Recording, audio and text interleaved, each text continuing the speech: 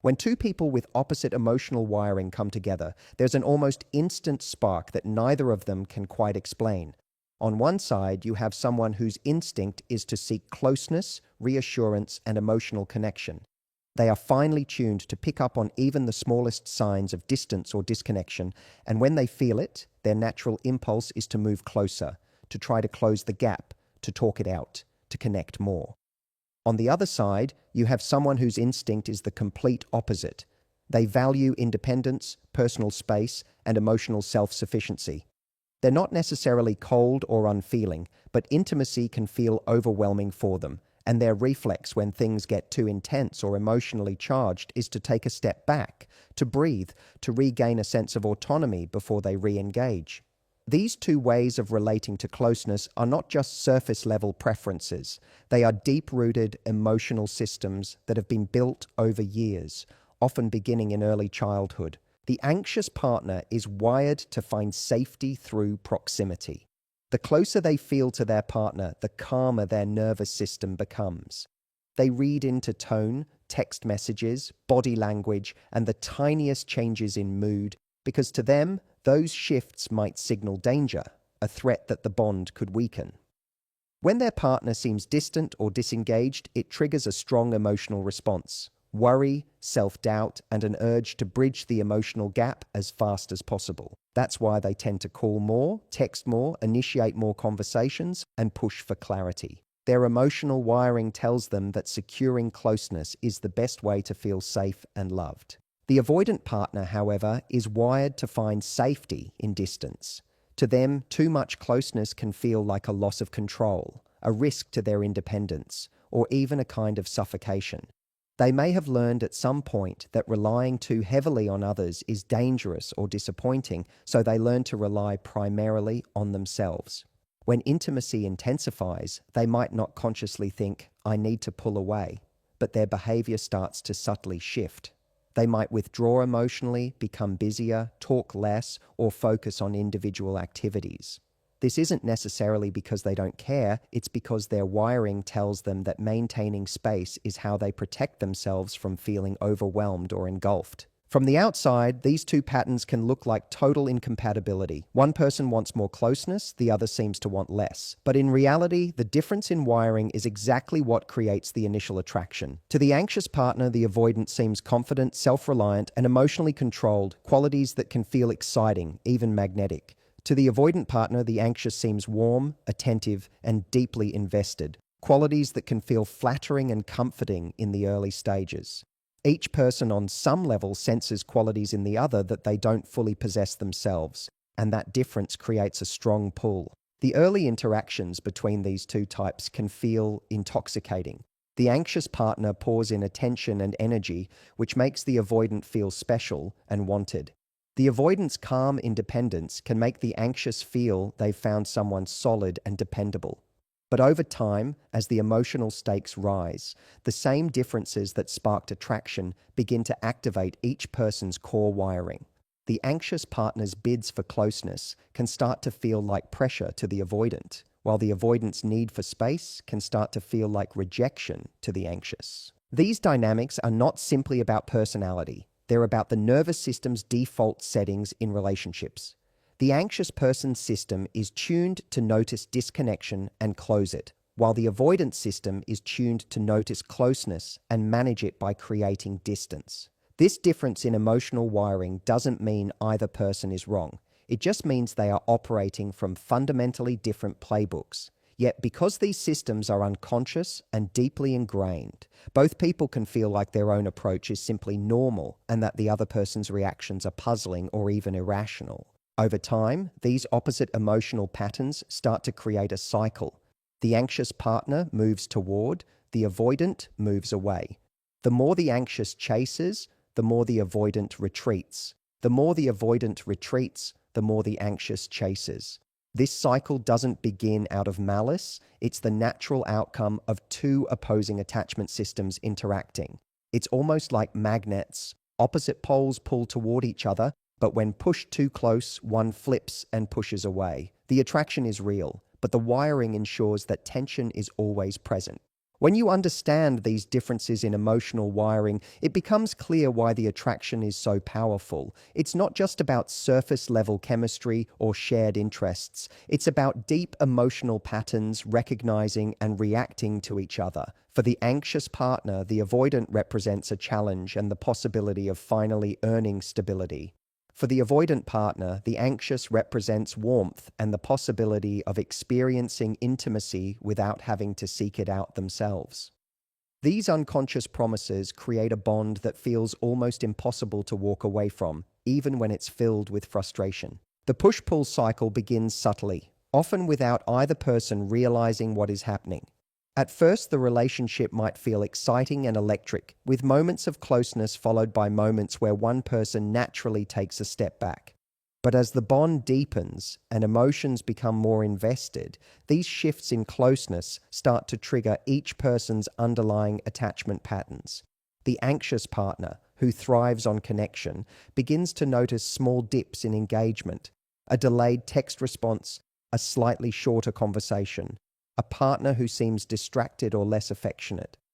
Their emotional system interprets these signals as danger, and the instinctive response is to move closer, to reach out more, to seek reassurance that everything is still okay. This reaching out is not meant to smother or control. It is an attempt to calm the inner anxiety that comes from feeling disconnected from the person they care about most. On the other side, the avoidant partner starts to feel the pressure of that increased closeness. For them, intimacy can feel like an encroachment on their personal space, a subtle erosion of the independence they rely on to feel safe. Even if they are deeply attracted to and care for their partner, their wiring compels them to create just enough distance to regain their sense of balance.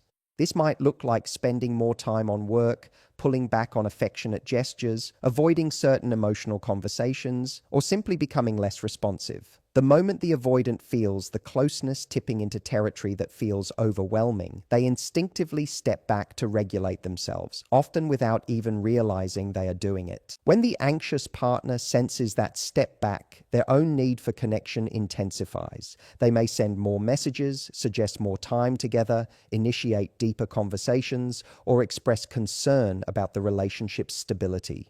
These actions, while driven by a desire for closeness, can feel to the avoidant partner like demands or pressure, further activating their need for space. The avoidance retreat then confirms the anxious partner's fear that something is wrong, which leads to even more pursuit.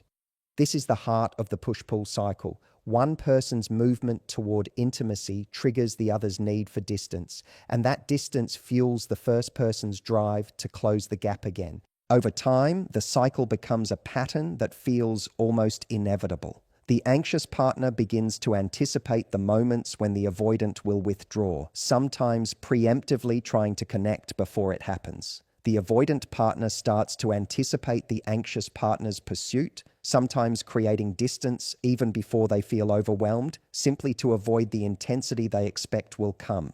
This constant dance means that the relationship rarely finds a stable point of balance. There are moments of sweetness and connection, followed by sudden shifts that leave one partner feeling abandoned and the other feeling suffocated. This cycle can also create a strange kind of reinforcement. For the anxious partner, the moments when the avoidant comes close again after a period of distance feel incredibly rewarding. The relief and joy of reconnection can be so powerful that it temporarily erases the pain of the separation.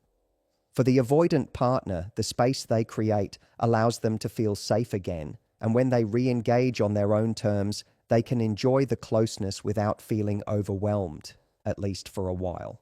These brief windows of alignment make the relationship feel worth holding on to, even though the cycle inevitably repeats. Neither partner necessarily wants to hurt the other. The anxious partner doesn't want to overwhelm, and the avoidant partner doesn't want to reject. But because their instinctive ways of coping with emotional tension are in direct opposition, each person's attempt to feel safe ends up triggering the other's fear.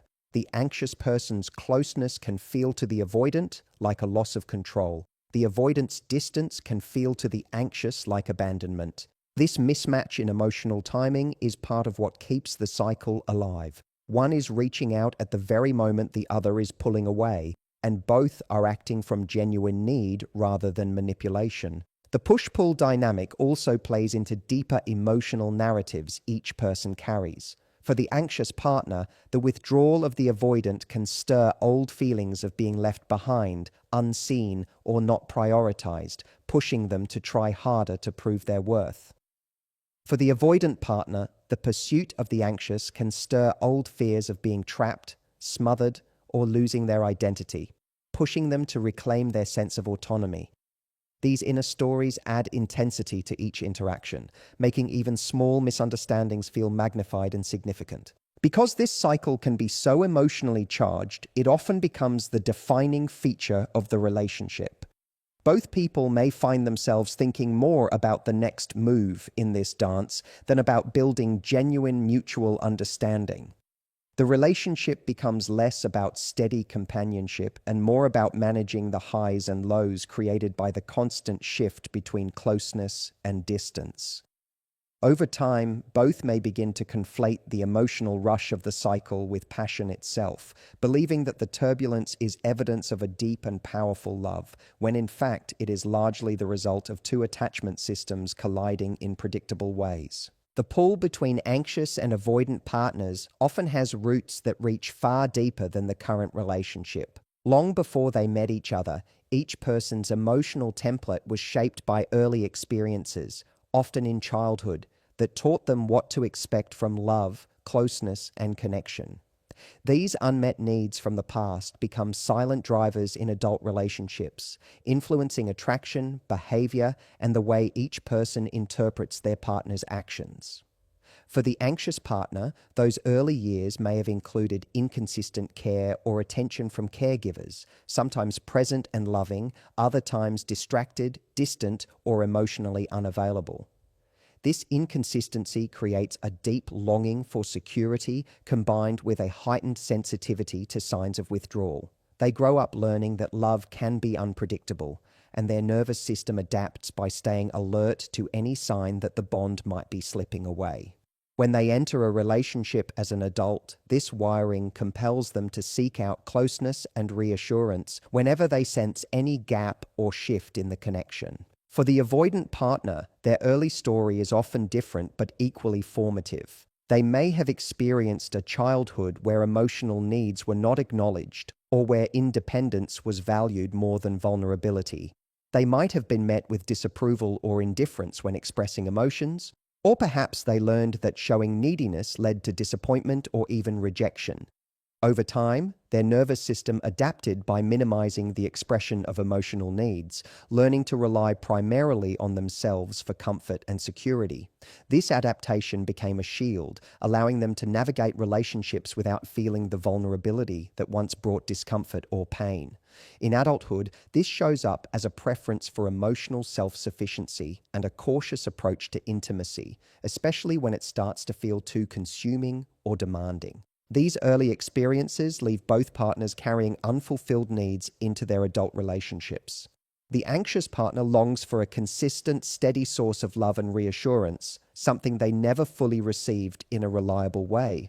The avoidant partner longs for connection too, but their longing is complicated by the belief that closeness will inevitably come at the cost of their personal safety or independence. Each person's unmet need has a way of recognizing the other's. But rather than satisfying those needs, their pairing often recreates the original wound. The anxious partner's attempts to close the gap can remind the avoidant of the same demands or expectations they learned to guard against in childhood. The avoidant partner's withdrawal can remind the anxious of the same absence or unpredictability that hurt them when they were young. This unconscious recreation of old emotional scenarios is not random. It is the mind and body's way of trying to resolve the past. The anxious partner may not consciously think, if I can get this person to stay close to me, I'll finally feel safe in love. But that is the emotional script playing in the background. Similarly, the avoidant may not consciously think, if I can keep my space without losing them, I'll prove that closeness doesn't have to mean losing myself. But that is the quiet belief they carry. They are drawn to each other because, on some level, they sense the possibility of rewriting the ending to an old story. The anxious hopes to finally earn consistent love. The avoidant hopes to finally experience closeness that doesn't overwhelm, and together they enter a dynamic that seems to offer that possibility, at least at first. The challenge is that instead of healing those old wounds, the relationship often reopens them. When the anxious partner senses the avoidant pulling back, it stirs that deep, familiar ache of being left behind or not being important enough. The feelings can be so strong that they respond with urgency, pouring in more energy, more attention, more demands for reassurance. This only amplifies the avoidant's old wound, the fear of being engulfed or losing control, and prompts them to retreat further to protect themselves. Each person ends up reinforcing the very fear they most want to overcome. The familiarity of this pattern is part of what makes it so magnetic. Even though it can be painful, it feels known. The emotional highs and lows mimic what each partner experienced in their formative years, and the nervous system interprets that familiarity as a kind of comfort. For the anxious, the chase for reassurance feels like home, even though it is exhausting. For the avoidant, the dance of engaging and then withdrawing feels safe because it mirrors how they learn to regulate themselves from a young age. In this way, both partners are reliving their earliest emotional lessons, trying again and again to get a different result without realizing they are using the same methods that never worked before. The deeper truth is that both the anxious and the avoidant are not just reacting to each other, they are reacting to ghosts from the past. The partner in front of them becomes a stand-in for those earlier relationships, and every moment of closeness or distance carries more weight than the situation itself would suggest. What might be a minor miscommunication for another couple can feel, in this pairing, like a significant emotional event, because it is touching wounds that have been open for years. And while the hope is that love will finally soothe those wounds, the reality is that without awareness and change, the relationship keeps circling back to the same painful places again and again. Emotional familiarity plays a powerful role in why anxious and avoidant partners feel so drawn to each other, even when the relationship leaves them feeling unsettled. The human mind and body are wired to recognize and respond to what feels known, and this recognition is often mistaken for compatibility. For someone with an anxious attachment style, the sensation of longing for love, chasing after reassurance, and navigating unpredictable emotional availability can feel strangely comfortable because it mirrors the dynamics they grew up around.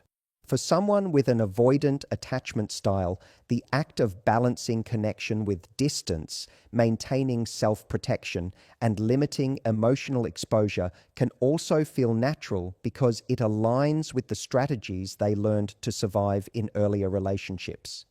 Even if these patterns lead to frustration and conflict in the present, they carry a sense of familiarity that draws both people back in. When two people with these styles meet, there is often an immediate sense of recognition. The anxious partner might feel the avoidant's self-assurance and independence as both intriguing and grounding, reminding them of the figures from their past who seemed emotionally strong but just out of reach. The avoidant partner might find the anxious person's warmth and expressiveness magnetic, giving them a taste of connection that they secretly desire but don't easily pursue. This recognition isn't always conscious. It's a subtle, almost instinctive pull towards someone who evokes a feeling they've known for years, even if they can't put it into words. The familiarity is reinforced by the emotional rhythms of the relationship. The highs of reconnection after distance can feel exhilarating, mirroring moments from the past when love or attention was finally given after being withheld. The lows of disconnection or withdrawal can trigger deep-seated emotions that, while painful, feel strangely right because they match an emotional script written long ago. The nervous system often prefers the certainty of a familiar pain over the uncertainty of a new, unfamiliar kind of love.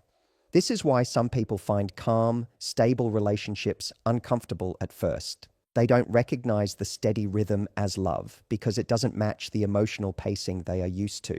This comfort with chaos can make it difficult to break the cycle. For the anxious partner, the feeling of pursuing someone and winning back their affection provides intense relief, almost like solving a puzzle that has been unsolved since childhood.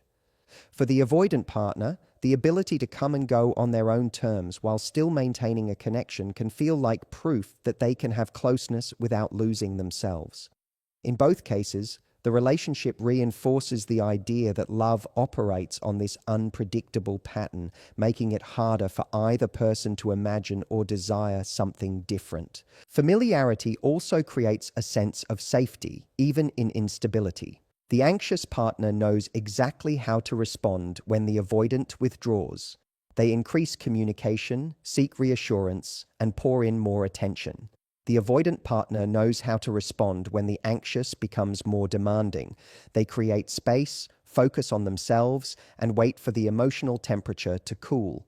This predictability within the cycle can make the relationship feel dependable in its own dysfunctional way. Both partners know their roles, and stepping outside of them can feel risky, as if it would disrupt the unspoken rules that hold the relationship together. There is also a deeper psychological pull at work. The belief, often unconscious, that repeating a familiar pattern offers the chance to finally get it right. The anxious partner may hope that if they can be loving, patient, or attentive enough, this time the person they care for will stay close. The avoidant partner may hope that if they can manage the pace of intimacy well enough, this time they can enjoy closeness without feeling trapped. This hope keeps both partners engaged, even when the relationship causes more stress than comfort. It's not just about who the other person is, it's about the unfinished emotional business each person is trying to resolve through them. The cycle of emotional familiarity can blur the line between love and habit. Over time, the brain can start associating the adrenaline of uncertainty, the relief of reunion, and the ache of longing with the experience of being in love. This association can make healthier, steadier connections feel dull or unexciting in comparison, not because they lack genuine intimacy, but because they don't trigger the same emotional spikes the nervous system has grown accustomed to.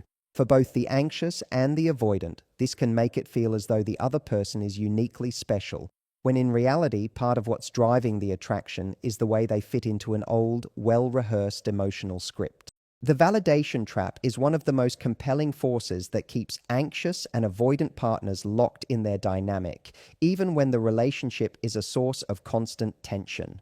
At its core, both people are looking for proof that they are lovable, worthy, and safe in the relationship. But the way they go about getting that proof pulls them deeper into a cycle that never fully satisfies either of them. For the anxious partner, validation often comes in the form of closeness, reassurance, and consistent attention.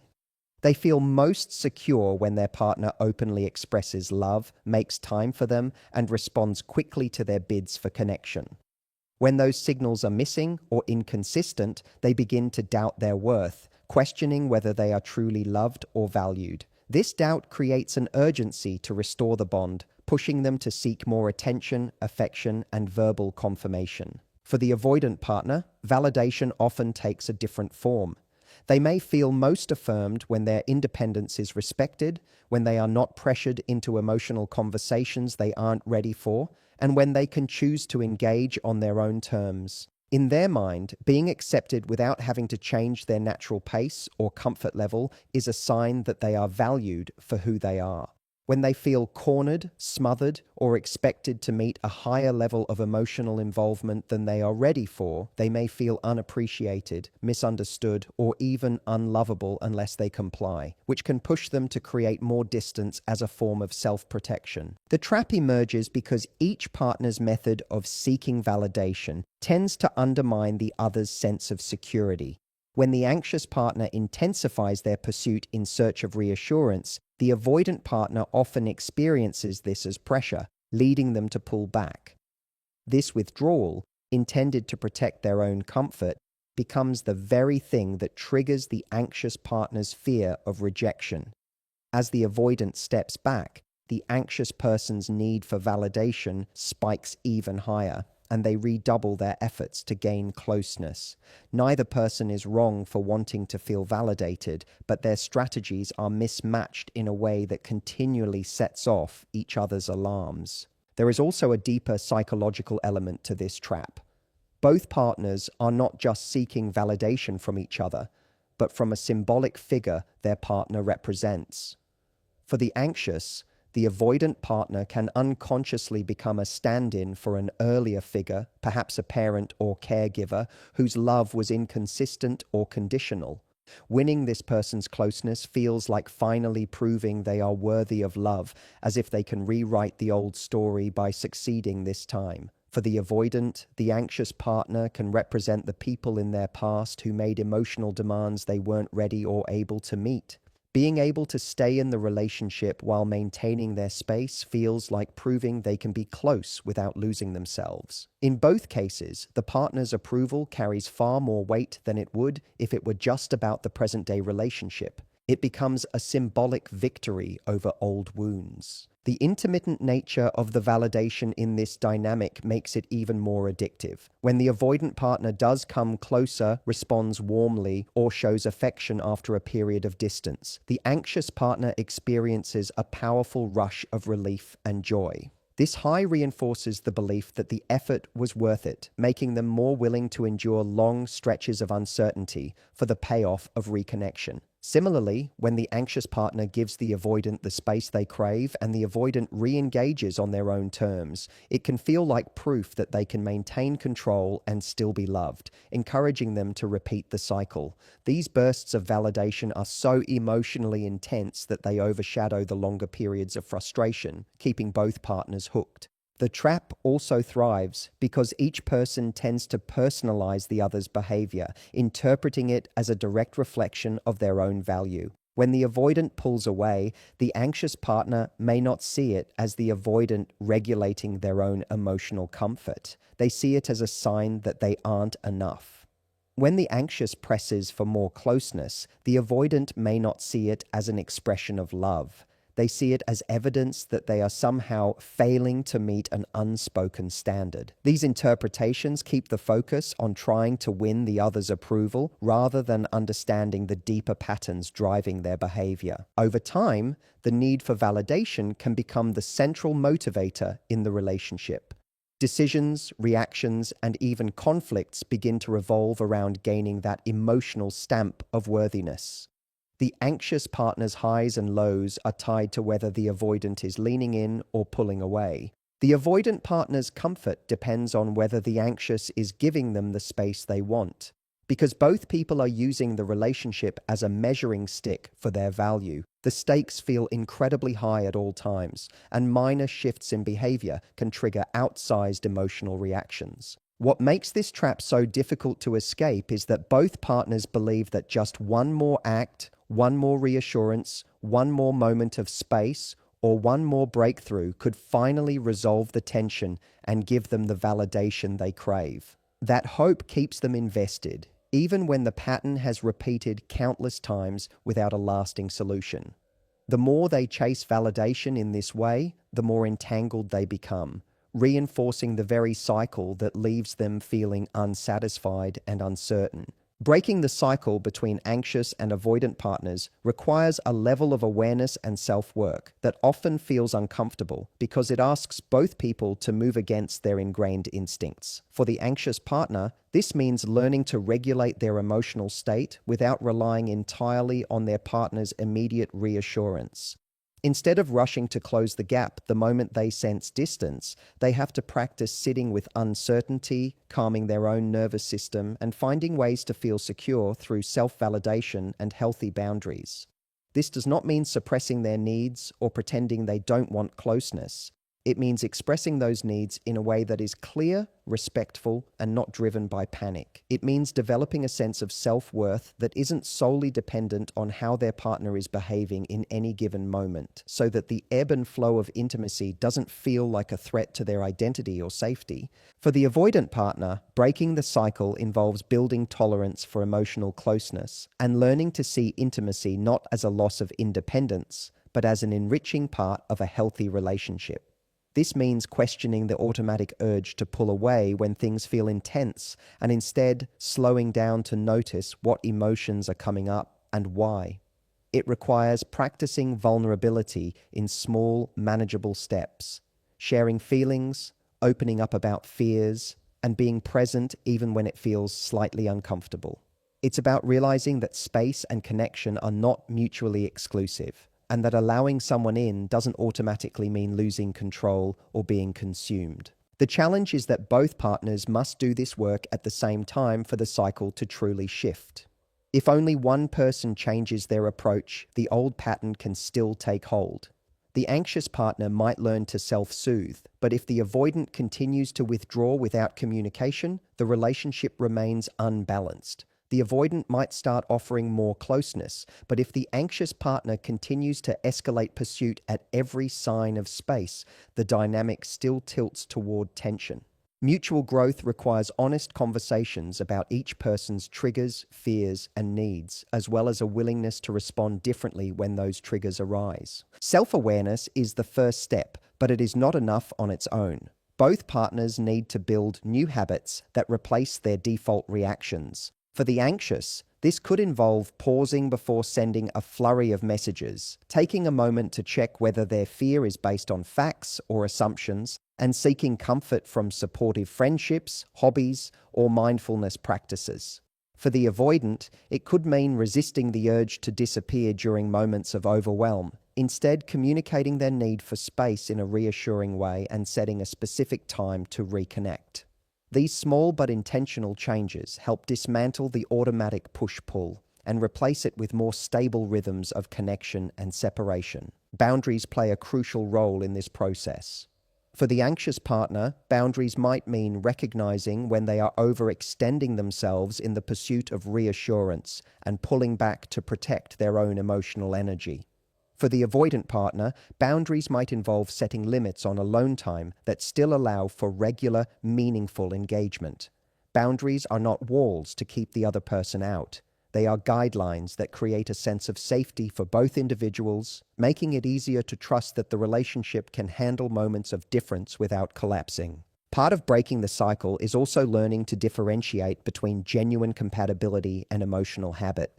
The intense chemistry that draws anxious and avoidant partners together often feels like proof of deep love, but much of it is fueled by old patterns playing themselves out. By stepping back and observing the relationship without the haze of emotional reactivity, each person can ask themselves whether the connection is meeting their needs for security, respect, and mutual support, or whether it's simply feeding a familiar but unfulfilling loop. This reflection can be difficult because it sometimes reveals that the relationship is sustained more by the cycle than by true compatibility. Personal growth outside the relationship is another essential element. The anxious partner benefits from cultivating a strong sense of identity and fulfillment beyond their romantic bond, so they are not as vulnerable to feeling lost when space is introduced. The avoidant partner benefits from developing trust in safe relationships, learning that it is possible to remain themselves while still letting someone in. Therapy, support groups, and self-study can provide tools and perspectives that make these shifts possible. Ultimately, breaking the cycle is less about changing the other person and more about transforming one's own patterns. The anxious partner cannot force the avoidant to stay close, just as the avoidant cannot force the anxious to need less connection. What they can do is respond differently to the triggers that have kept them locked in the same dance. Over time, these new responses can either reshape the relationship into something healthier or make it clear that the dynamic cannot work without both people fully participating in the change. This process takes patience, empathy, and a willingness to feel discomfort in service of something more stable and fulfilling.